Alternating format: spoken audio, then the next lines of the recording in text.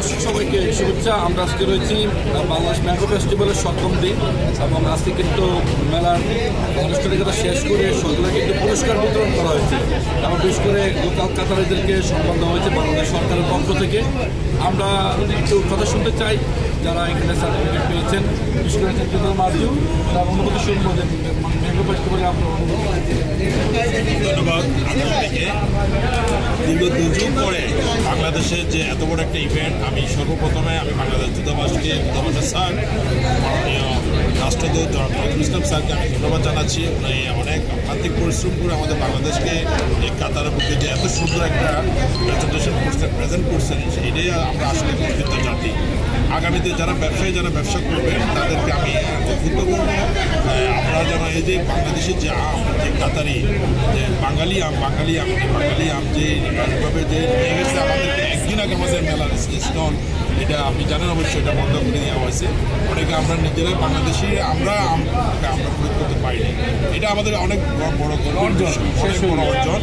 এইভাবে আগামীতে আরও অনেক ভালো ইভেন্ট আমাদের বাংলাদেশকে প্রেজেন্ট করবেন। আমাদের দূতাবাসকে ধন্যবাদ জানাচ্ছি, আমাদের বাংলাদেশ কমিউনিটিকে যারা ভলান্টিয়ার বাইরে এখানে কাজ করছেন তাদেরকে ধন্যবাদ জানাচ্ছি, এবং আমাদের বাংলাদেশ কমিউনিটি যারা আজকে এখানে সার্টিফিকেট যারা নিয়েছেন দূতাবাস থেকে তাদেরকে আমি আন্তরিক ধন্যবাদ জানাচ্ছি। ধন্যবাদ। আমরা আপনারা শুনছিলাম আসলে এই প্রথম ম্যাঙ্গো ফেস্টিভ্যাল কাতার অনুষ্ঠিত হতে যারা দীর্ঘদিন বসবাস করছেন তারা কখনো দেখেনি এত বড় আমের মেলা।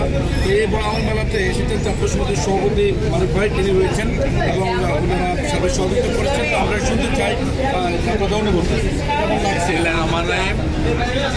কি বলবো, আজকে 25 বছর আমি বিগত 25 বছর কাতারে অবস্থিত করতেছি।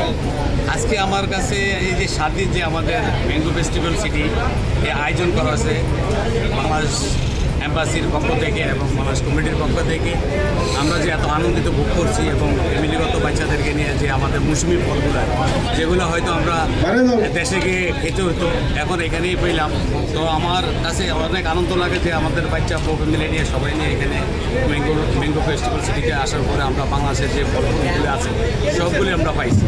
তাই আমার পক্ষ থেকে এবং বাংলাদেশ কমিউনিটির পক্ষ থেকে, ছাত্র সমিতির পক্ষ থেকে আমি ধন্যবাদ জানাই বাংলাদেশ অ্যাম্বাসেডার নজরুল ইসলাম স্যারকে এবং কাতার সরকার শেখ তামিমকে, যেন আমাদের প্রতি বছর যেন এই বছরের মতো মৌসুমি ফল যেন আমরা প্রতি বছরের সামনে পাইতে পারি এবং আমরা এনজয় করতে পারি।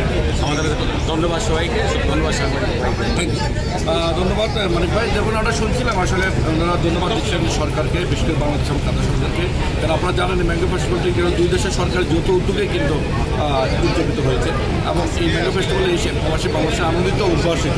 সবাই আশা করছেন আগামী বছর মেলা আরও সুন্দর হবে, সকলের সহযোগিতা কামনা করছেন। দর্শক, আমার কাছে এই ছিল বাংলাদেশ ম্যাঙ্গো ফেস্টিভ্যাল নিয়ে তাদের সুপার গিফট থেকে সবশেষ তথ্য। নিউ ইয়র্ক থেকে সম্প্রচারিত TVN 24 টেলিভিশন, বিশ্বজুড়ে বাঙালির কণ্ঠস্বর।